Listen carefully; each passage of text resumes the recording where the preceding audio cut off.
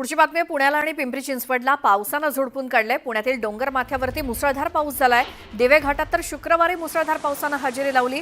पुण्यातील दिवे घाट या ठिकाणी मुसळधार पावसानंतर रस्त्याला ओढ्या नाल्याचं स्वरूप आलं।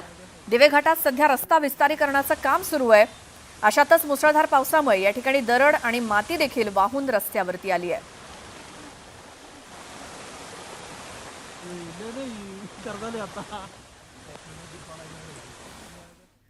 सोलापूरच्या अक्कलकोट तालुक्यात मुसळधार पाऊस झाला। या पावसामुळे आरळी गावातील पूल वाहून गेलाय, त्यामुळे अनेक गावांचा संपर्क तुटला। बोरी नदीला आलेल्या पुरामुळे आरळी दर्शनाळ मुस्ती मार्गावरील पूल वाहून गेला, त्यामुळे सरपंच आणि उपसरपंचांसह ग्रामस्थांनी निषेध व्यक्त करत आंदोलन केलं। तर पावसामुळे पूल वाहून गेल्यामुळे तातडीनं नवीन पूल बांधून देण्याची मागणी ग्रामस्थांकडून केली जाते।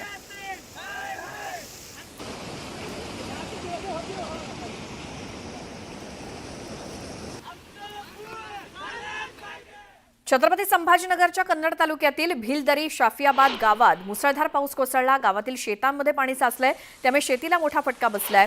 शेती उपयोगी साहित्यासोबतच पेरलेलं पीक सुद्धा वाहून गेल्यामुळे शेतकरी हवालदिल झालाय।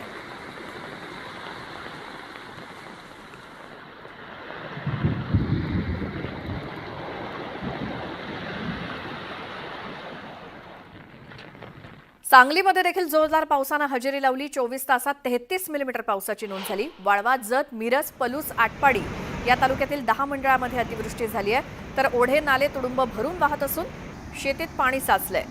दुष्काळी आटपाडी मंडळामध्ये 67 मिलीमीटर, तर जत तालुक्यातील उमदी मंडळात 24 तासात 74.8 मिलीमीटर पाऊस झाला। त्यामुळे सर्वत्र पाणीच पाणी झालं होतं। पलूस तालुक्यातील पलूस, कुंडल मंडळात सुद्धा मुसळधार पाऊस झाल्यामुळे द्राक्ष बागांमध्ये गुडघाभर पाणी साचून राहिलं होतं।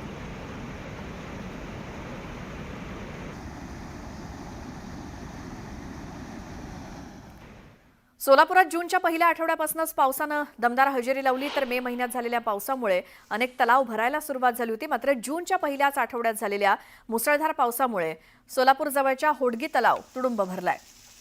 सध्या सोलापुरात ढगाळ वातावरण आहे। अशा वातावरणात आभाळाचं प्रतिबिंब तलावाच्या पाण्यात पडल्यामुळे आभाळच जमिनीवरती आल्यासारखं भासत होतं।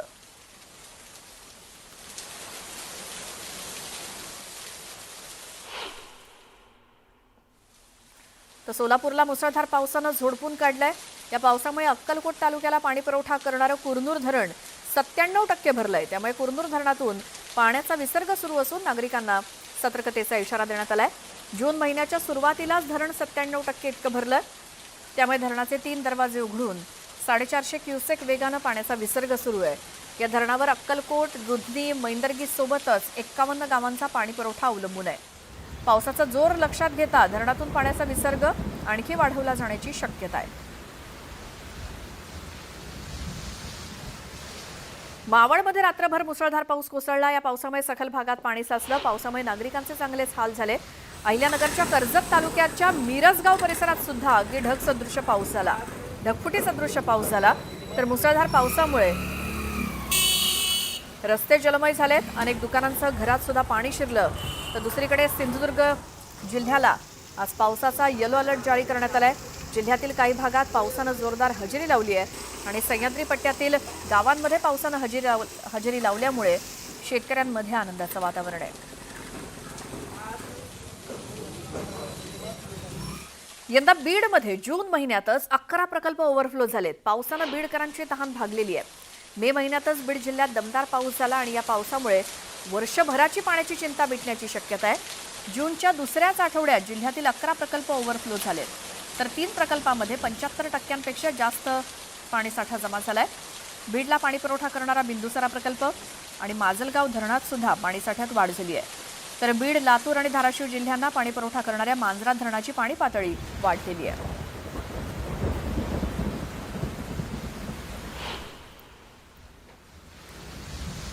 रत्नागिरी जिल्ह्यातल्या खेड, दापोली आणि मंडणगड या 3 तालुक्याच्या सीमेवरती असणाऱ्या घेरा पालगड किल्ल्याला पावसाचा फटका बसला। जोरदार पावसामुळे किल्ल्याची मुख्य तटबंदी ढासळली, त्यामुळे मोठं नुकसान झालंय। काही शिवप्रेमी नुकतेच या किल्ल्यावरती भटकंतीसाठी गेले असता ही बाब त्यांच्या निदर्शनास आली। किल्ल्याच्या डागडुजीसाठी पर्यटन विभागामार्फत काही दिवसांपूर्वीच किल्ल्यावरती काम करण्यात आलं होतं, त्यामुळे ढासळलेली तटबंदी पुन्हा ठीक करावी अशी मागणी शिवप्रेमींनी केली। बागलाण सटाणा शहरासोबतच ग्रामीण भागात पावसानं धुमाकूळ घातला असून वादळी वाऱ्यासह मुसळधार पाऊस झाल्यामुळे मोठ्या प्रमाणात नुकसान झालंय। वीज पडून एक बैल आणि गायीचा मृत्यू झालाय, तर हॉटेलची शेड कोसळून 2 कामगार जखमी झालेत। वादळी वाऱ्यामुळे अनेक घरांचे छप्पर उडून गेल्यामुळे त्यांचे संसार उघड्यावरती आलेत। दरम्यान पंचनामे करून शासनानं मदत करावी अशी मागणी नुकसानग्रस्तांनी केली।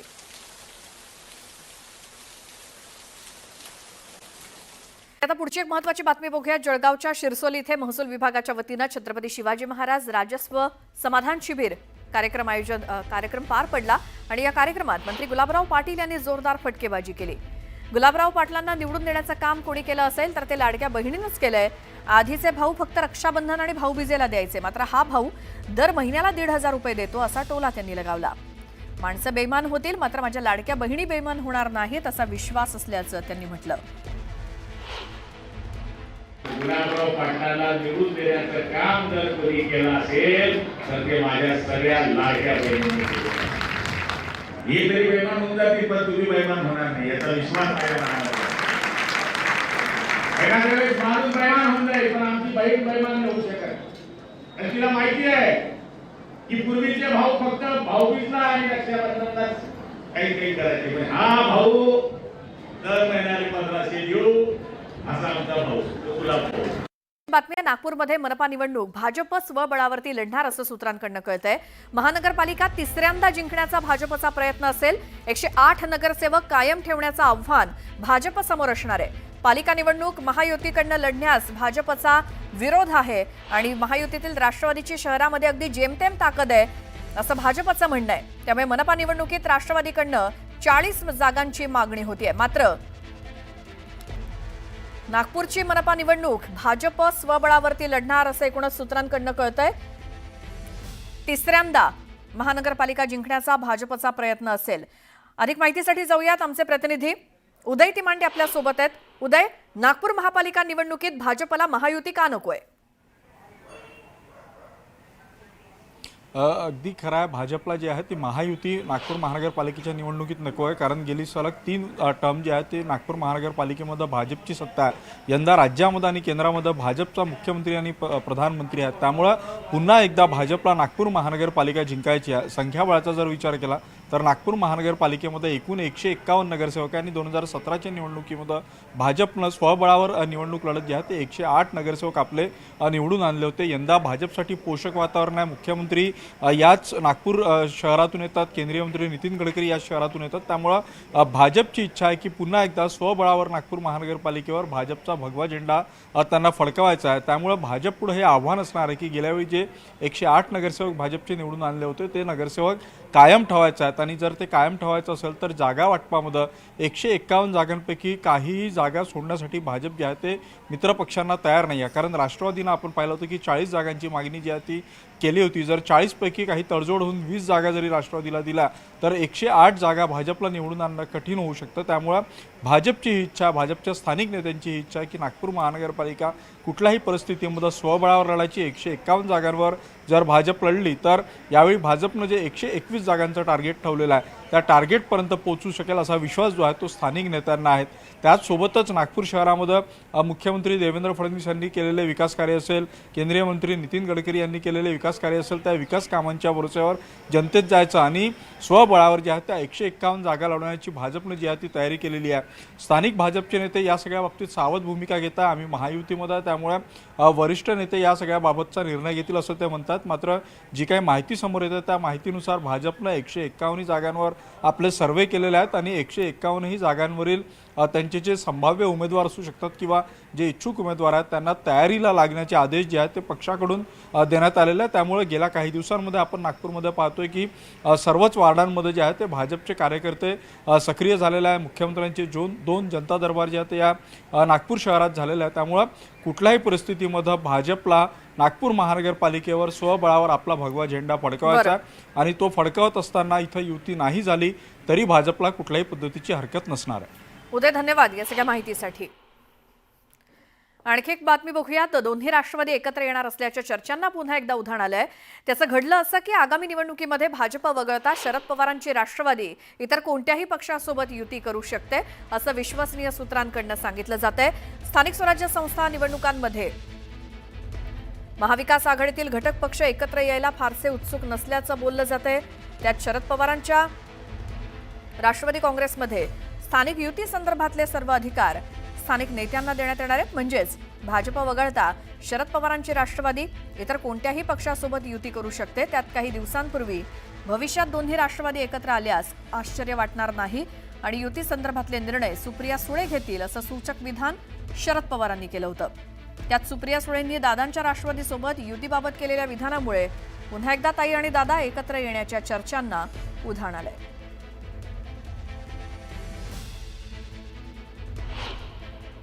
एखाद्या पालिकेत दादांसोबत जायची वेळ आली तर मग तुम्ही तयार असणार का सगळे? आता बघा, आता पाऊस पडला तर मी रेनकोट घालणार का छत्री, यातून मी निर्णय घेतलेला आहे। एखाद्या पालिकेत दादांसोबत जायची वेळ आली तर मग तुम्ही तयार असणार का सगळे? आता बघा, आता पाऊस पडला तर मी रेनकोट घालणार का छत्री, यातून मी निर्णय घेतलेला आहे। भाजप सोडून कुठल्याही पक्षासोबत युती करायला तयार आहे, स्थानिक नेते तिथला निर्णय घेतील असं काही चर्चा झाली आहे तुमच्यात? कारण अशी नाही आहे, आमची लाईन नेहमीच असते। किती वर्ष, 26 वर्ष हीच लाईन आहे की स्थानिक नेते ठरवतील। मग काँग्रेस बरोबर तेव्हा जायचं नाही जायचं सगळं स्थानिक नेते ठरवतात नेहमी। हेच कार्यकर्त्यांचं इलेक्शन आहे, कार्यकर्त्यांना हीच तर पवार साहेबांची ताकद आहे ना। सत्तेचं विकेंद्रीकरण, सत्ता साहेबांकडे एकट्याकडे कधीच राहिली नाही, त्याचं विकेंद्रीकरण झालं। तुम्हाला अधिकार देतोय, तुम्ही निर्णय घ्या। एकीकडे पवार कुटुंब एकत्र येण्याच्या चर्चा जोर धरत असताना दुसरीकडे ठाकरे बंधू एकत्र येणार का या चर्चा सुरू आहेत। पण पहिली टाळी कोण देणार यावरनं सध्या मोठा राजकीय खल सुरू असल्याचं बोललं जात आहे। एकीकडे कार्यकर्त्यांमध्ये उत्साहाचं वातावरण आहे, दुसरीकडे नेते सुद्धा सकारात्मक भूमिका घेत आहेत। अशावेळी भास्कर जाधव यांनी केलेलं विधान मात्र चर्चेत आलंय। युतीच्या प्रस्तावावरती राज ठाकरेंनी प्रतिसाद दिला पाहिजे असं मत भास्कर जाधव यांनी व्यक्त केलं।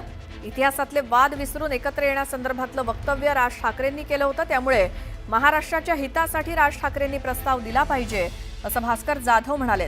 आता भास्कर जाधव यांच्या विधानानंतर मनसे काय भूमिका घेणार किंवा काय उत्तर देणार हे पाहणं महत्त्वाचं असेल। पहिला प्रस्ताव हा राजसाहेबांनी मांडलेला आहे आणि राजसाहेबांनी मांडल्यामुळे राजसाहेबांचं महाराष्ट्राच्या हितापेक्षा आमची भांडणं छोटी आहे असं राजसाहेब म्हणाले। त्यामुळे महाराष्ट्राच्या हिताच्या दृष्टीने दोघांनी एकत्र कसं यावं, मला वाटतं हा प्रस्ताव राजसाहेबांनी दिला तर महाराष्ट्राच्या हिताच्या दृष्टीने योग्य ठरेल असं मला वाटतं। राजकीय विश्लेषकाचं संपूर्ण विश्लेषण बघितलं, ऐकलं। राज ठाकरे आणि उद्धव साहेब जरी एकत्र आले तर जवळजवळ 54% मतं मुंबई महानगरपालिकेतले होणाऱ्या मतदानाच्या 54% मतदान हे या दोन भावांच्या युतीला होईल आणि यातूनच भाजपा हादरलेली आहे, घाबरलेली आहे आणि बिथरलेली आहे। तर पहिली टाळी, पहिला प्रस्ताव हा राज ठाकरेंकडनं यायला हवा असं भास्कर जाधव यांचं विधान। पहिली टाळी तुम्ही द्या असं भास्कर जाधव यांचं म्हणणं आहे। त्यामुळे राज ठाकरे आणि उद्धव ठाकरे एकत्र येण्यासंदर्भात प्रथम राज ठाकरेंकडनं प्रस्ताव यावा असं भास्कर जाधव यांचं म्हणणं। यावरती आपण प्रतिक्रिया जाणून घेऊयात। शिवसेना उद्धव बाळासाहेब ठाकरे पक्षाच्या नेत्या किशोरी पेडणेकर आपल्या सोबत आहेत। किशोरीताई, स्वागत तुमचं न्यूज 18 लोकमतमध्ये। भास्कर जाधव ज्या पद्धतीने म्हणतायत की टाळी पहिली राज ठाकरेंकडनं यायला हवी, तुमचं काय मत त्याबद्दल? नाही, मला टाळी पहिली काय दुसरी काय हे मला माहिती नाही। मला एवढंच कळतं की ज्या वेळेला पहिल्यांदाच राजसाहेब बोलले की आमची अगदी क्षुल्लक भांडणं आहेत आणि ती आम्ही मिटवायला तयार आहोत, म्हणजे महाराष्ट्रासाठी। आता त्या महाराष्ट्रासाठी सगळ्यात पावलं आपली पुढे पुढे गेली पाहिजे सगळ्यांची। आणि दुसरं म्हणजे वरिष्ठ नेते म्हणाले आहेत, आणि त्यांच्यावर मी काही वेगळं नाही, आमच्या सर्वांची प्रचंड इच्छा आहे, दोन्ही मनसे कार्यकर्ते आणि शिवसेना, की या दोघांनी एक व्हावं आणि जी गळचेपी चालली आहे मराठी माणसाची आणि जे अदर भाषिक आमच्यावर उरघोडी करतायत ती तरी किमान थांबेल एक झाल्यामुळे। नेहमी सांगत आली आहे की या राज्यात राजकारणाचा चिखल झालाय। बरं, मात्र किशोरीताई, पहिलं कोण हे करता करता वेळ जायला नको हे देखील तितकंच महत्वाचं आहे। त्यामुळे एकीकडे उद्धव ठाकरे सकारात्मक आहेत, मात्र भास्कर जाधवांकडनं आलेलं हे विधान पुन्हा म्हणजे पहिलं तुम्ही मनसेला असं त्यांनी उद्देशून एक प्रकारे म्हटलंय। आणि जरी म्हटलं असलं तरी राजसाहेब सुद्धा तेवढेच आग्रही आहेत त्यांच्या पहिल्या बोलण्यावरनं, त्याच्यानंतर असलेल्या याच्यावरनं. त्यामुळे आम्हीही त्याच आग्रही आहे की आपण एकमेकांनी एक झालं पाहिजे. बरं किशोरीताई, धन्यवाद तुम्ही न्यूज 18 लोकमतशी बोललात त्याबद्दल.